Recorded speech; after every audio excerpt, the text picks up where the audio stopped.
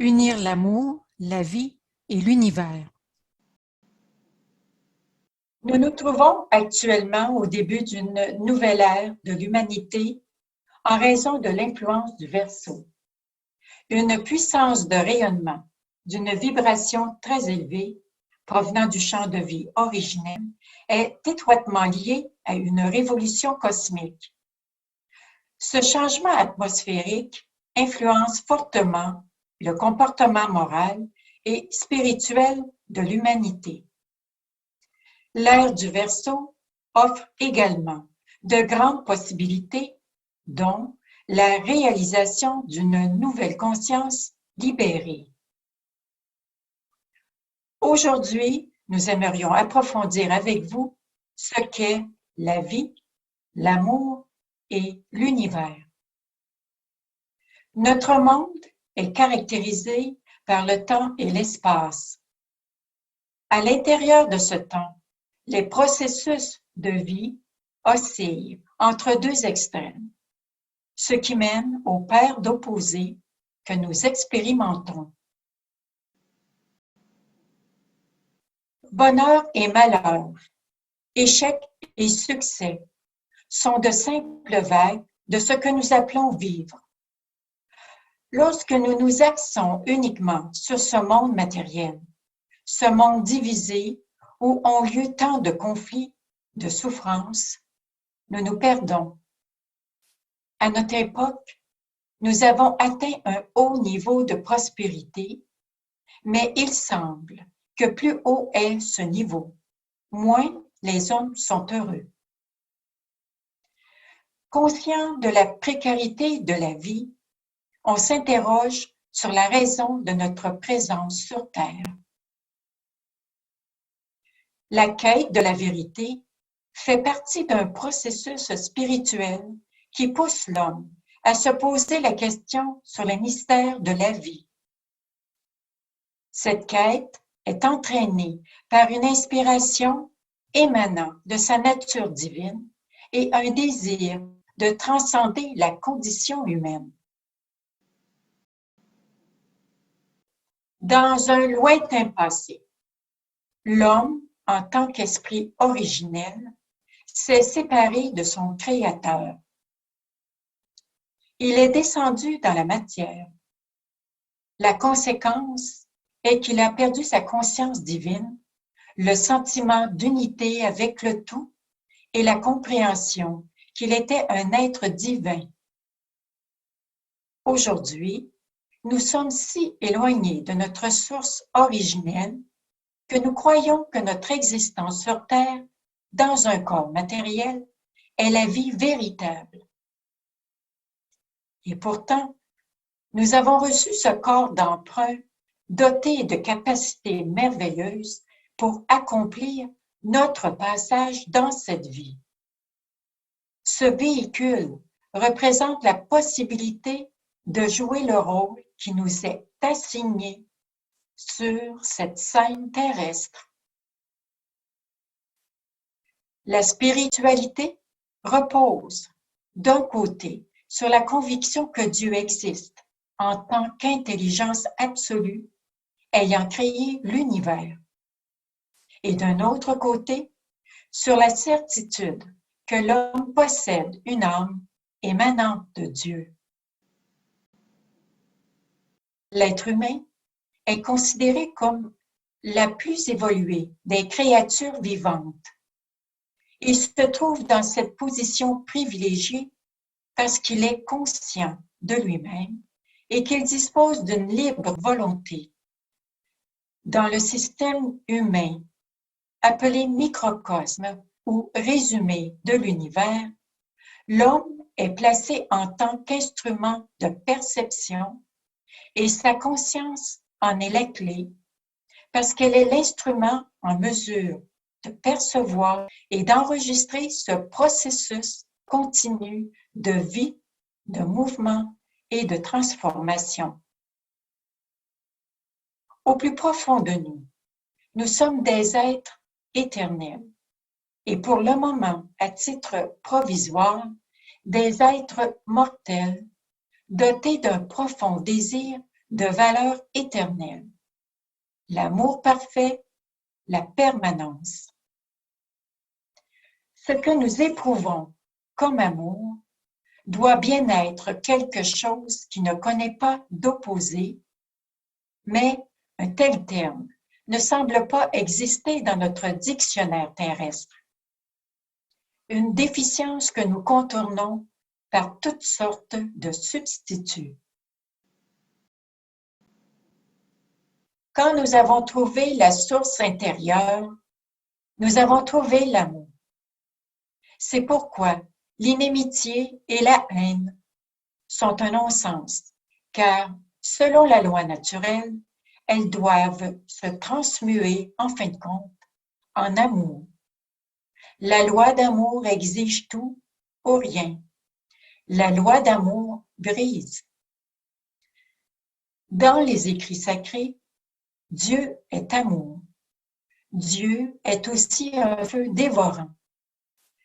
Lorsque la loi d'amour s'accomplit en nous, un brisement de tout l'ancien est nécessaire. L'amour ne croît pas sur un sol souillé ou dans les ténèbres. L'amour ne cherche aucun compromis. Le plus grand commandement est « Tu aimeras le Seigneur ton Dieu de tout ton cœur, de toute ton âme et de toute ta pensée. » Et le second, « Tu aimeras ton prochain comme toi-même. » L'amour auquel on fait référence ici va bien au-delà de l'amour humain. Nous voyons que nous sommes limités dans notre amour. C'est précisément pour cela que nous sommes dans ce monde. Nous vivons sur cette planète afin d'élever notre conscience. Et grandir en conscience va de pair avec grandir en amour. C'est tout sauf facile, car nous sommes toujours fragmentés intérieurement. L'unité ne pourra naître au sein du système humain que sur la base de l'étincelle divine dans le cœur. Ceci nous ramène à la sagesse hermétique. L'une des 7 lois universelles tirées du Corpus Hermeticum est la loi de vibration. Tout vibre, rien ne reste immobile. Par essence, tout est vibration et énergie. Certes, il y a des différences de fréquence et d'intensité. La matière est en fait l'esprit solidifié et l'esprit est d'une vibration extrêmement élevée. Les pensées, les sentiments et les expressions de la volonté sont également des vibrations. Les différences de niveau de conscience sont des différences de niveau de vibration. L'amour pur a une fréquence vibratoire très élevée. Est-ce que je m'identifie au devenir éternel ou est-ce que je m'identifie à cette image de moi édifiée avec des expériences vécues dans ce monde des opposés? L'abandon de cette image est plus difficile qu'il n'y paraît. Sur la base des traces de souvenirs de nos expériences de vie, nous écrivons et rééditons constamment l'histoire dans laquelle nous jouons nous-mêmes le rôle du héros. Nous avons tendance à voir l'humanité comme le point culminant de la création. En elle, un esprit divin tente de s'exprimer. Une pensée soufie dit « L'esprit divin dort dans les rochers, s'éveille dans les plantes, commence à prendre conscience chez les animaux et atteint la plus haute conscience dans l'homme. » Le sens de notre vie est donc de développer la conscience de ce divin, de réaliser que nous faisons partie de cette création et de reconnaître que l'Esprit divin y travaille. Devons-nous partir à la recherche de nous-mêmes? Oui, l'exigence a toujours été « connais-toi toi-même ». Quand nous nous regardons, nous voyons ce que nous sommes réellement, nos pensées, nos sentiments et nos actions. Nous voyons notre liaison avec ce monde qui change constamment. Il nous vient à la conscience de nouvelles pensées, de nouvelles impressions. Mais nous cherchons quelque chose de durable, d'éternel. Comment trouver cela? En apprenant à sonder notre conscience où toutes les images se réfléchissent comme dans un miroir. Cette conscience, extraordinairement profonde et omniprésente, ce rayonnement de l'esprit qui pénètre la création entière, c'est l'étincelle d'esprit en nous. Il s'agit de connaître dans notre vie cet être véritable, d'en devenir conscient, afin de parvenir à la conscience de l'esprit du divin. Là se trouve un monde tout autre. Et il s'agit d'entrer en contact avec celui-ci. Pour ce faire, nous devons détourner notre attention du monde extérieur pour la tourner vers notre monde intérieur en un silence véritable, dans une grande réceptivité, semblable à une coupe vide qui peut alors se remplir de cette présence divine qui est lumière, vie et amour. Les écrits sacrés évoquent, souvent de façon symbolique, l'amour divin. Aujourd'hui, la science physique touche aussi ce sujet. Elle nous montre que dans toute la création, dans chaque atome, il y a un vide quantique qui nous fait penser qu'il n'y a rien, que c'est vide.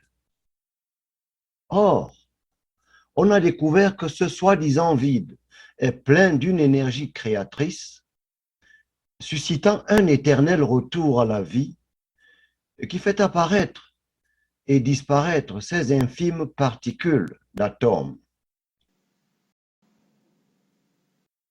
En tant qu'être biologique, nous sommes résidents de cette terre-mère, nous sommes constitués de ces éléments et nous respirons dans son atmosphère. En tant qu'être spirituel, en tant que microcosme, nous sommes issus de la source divine primordiale et nous y retournerons.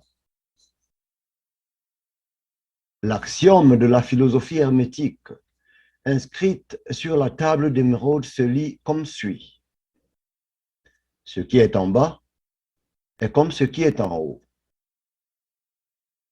L'homme, en tant que microcosme, est le porteur de la clé, ainsi que l'instrument de l'accomplissement.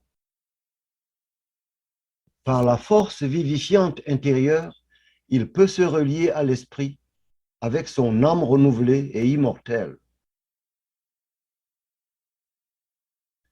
Les Saintes Écritures parlent d'un monde spirituel d'où proviennent la matière et l'énergie, le monde qu'Hermès décrit comme une sphère spirituelle dont le centre est partout et la circonférence nulle part.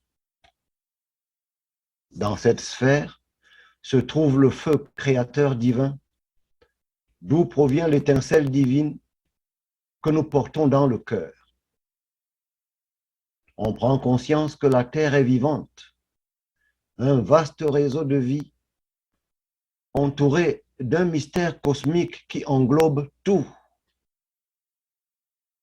Mais pour entendre la vibration cosmique au-delà du temps et de l'espace, On doit échapper à ce monde, car notre mode de vie est en contradiction avec le développement de l'esprit. C'est donc une illusion d'essayer de réaliser l'unité dans ce monde. Il existe une unité dans les dimensions de l'âme et de l'esprit, et il s'agit d'apprendre à vivre à partir de ces dimensions. Celui qui suit un authentique chemin spirituel réalise que sa conscience change. De cette manière, les trois centres de conscience, tête, cœur, bassin, sont reliés par des flux d'énergie supérieure et il se produit un renouvellement fondamental. Ce processus spirituel ne peut pas avoir lieu sur la base de l'intelligence intellectuelle ou émotionnelle, mais bien sur la base de l'intelligence spirituelle qui rend les lois extérieures superflues, car la voix intérieure se fait entendre et prédomine. Cela est possible par l'écoute des impulsions qui émanent de l'étincelle divine. Amis, l'être véritable se manifeste dans le silence intérieur. Entendre ce silence intérieur, cette voix, n'est possible que si le désir en est éveillé. Ce n'est pas facile, car des pensées et des sentiments interfèrent et dérangent. Il faut apaiser cette agitation afin de devenir réceptif. Et nous devons nous débarrasser de notre identification au moi et à la mémoire auquel nous nous identifions. La croyance en une croissance éternelle est si tenace qu'il doit bien y avoir une foi profonde qui pousse à cela. La croyance au développement dans tous les domaines n'est que le reflet mal compris d'une réalité plus profonde, d'un désir d'épanouissement de l'âme. On parle du développement éternel de l'âme comme une progression de magnificence en magnificence. On ne peut pas appliquer cette croissance potentielle au monde dialectique, car la croissance dans ce monde n'entraîne que des illusions. D'un point de vue cosmique, la croissance d'une nouvelle inspiration est nécessaire de toute urgence. C'est la seule sortie d'une civilisation sans issue, parvenue à ses limites. Le processus de développement de l'âme exige de réduire notre intérêt personnel égocentrique.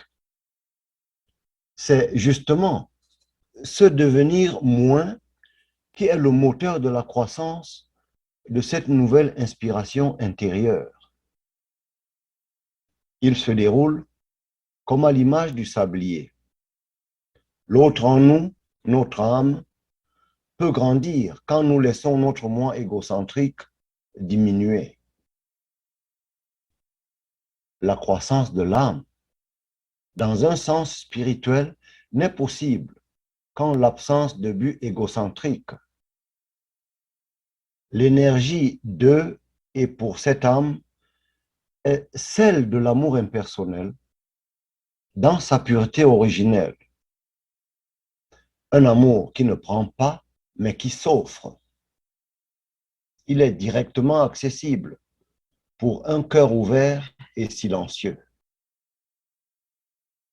La simplicité d'une action sincère n'exige pas de technique.